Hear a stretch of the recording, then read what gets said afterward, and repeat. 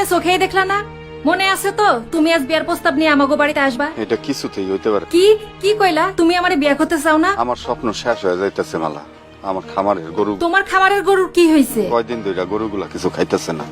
সকাল থেকে একটা গরু মাটিতে শুয়ে আছে। আমি এখনই প্রাণী সম্পদ হাসপাতালে ডাক্তার সাহেবরে ফোন দিতেছি। হ্যালো ডাক্তার সাহেব,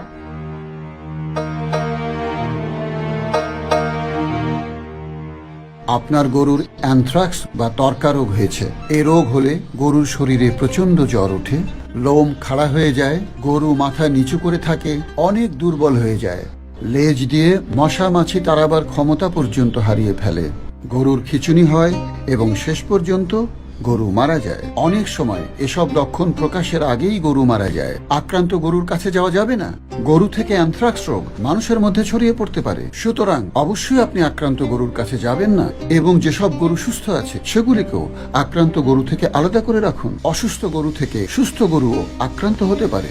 আরেকটি বিষয়, অ্যানথ্রাক্স রোগে আক্রান্ত গরু যদি মারা যায় তাকে সঙ্গে সঙ্গে মাটির নিচে পুঁতে ফেলতে হবে এবং সেই গরুর লালা রক্ত মাটির নিচে পুঁতে ফেলতে হবে।